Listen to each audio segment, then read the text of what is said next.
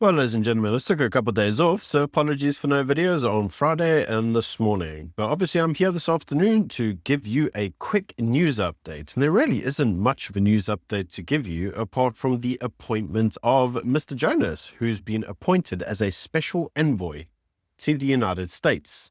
But before I carry on with the video, can I yet again remind you, if you haven't already, please subscribe to the channel. And if you'd like to support the work I do, you're welcome to buy me a coffee. And this place in England, I've spent a lot of money to get that coffee. I mean, gee, I was in Scotland and on one day it cost me nearly 300 Rand for a coffee. What the hell? 300 Rand for a coffee?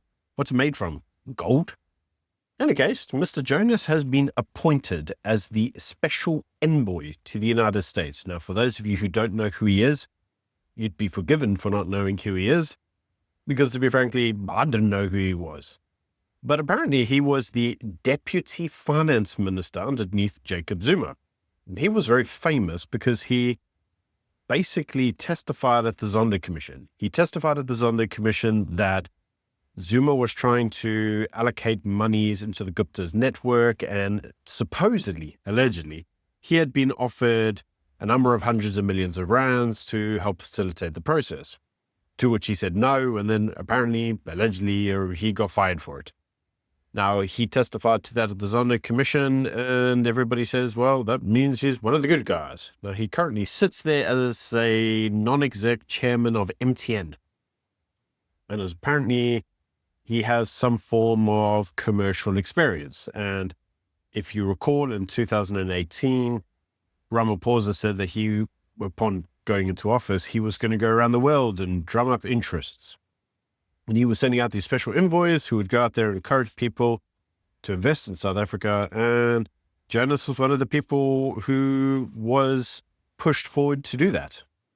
Now, in terms of the old private sector promotion of the nation, apparently because he's had this job as part of the Presidential Investment Envoy, which he was involved with in 2018, this gives him the experience to go to the US and, well, drum up new business interests.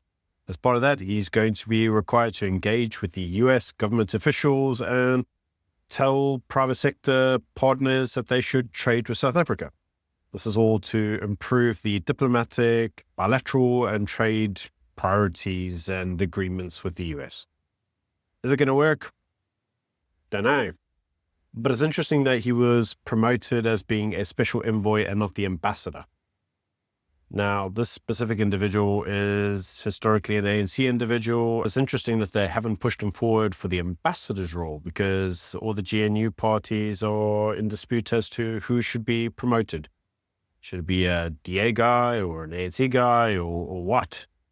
And so they're still basically deliberating on it. Remember, Ramaphosa said he would deliberate on it and apply his mind, which, as I said at the time, would just mean that he would procrastinate forever and a day. And that's exactly what he's done. So they've appointed a special envoy to help mitigate the criticism from Trump and his administration. That's pretty much it. That's pretty much a nothing burger from my opinion. However, I will conclude this on one comment, and that is, if IOL and the rest of the media, and this is a lesson for South African politicians as a whole, if you want to mend the relationship with the United States, a really good way to do that would be to stop calling Donald Trump a right-winger. It would be to stop calling Trump a colonizer and a bigot and a racist. That would be a really, really good start. You don't endear yourself to others and make them want to discuss things with you and negotiate with you by calling them names even before you sat around the negotiation table. I would have thought everybody knew that, but apparently we don't. Even our politicians don't. There was Malema at the weekend shouting his mouth off, saying that Trump is what, because he's basically criticizing South Africa. All these positions are really stupid. If you really want to mend the fraught relationship with the US, go there on good terms. Don't go there by insulting your host. This is where the last ambassador fell down. And it seems that in South Africa, we struggle to learn the lessons of the past. In any case, that's just my views. Do let me know what you think in the comment section below. Until tomorrow, when there's an actual video, see you soon. Bye.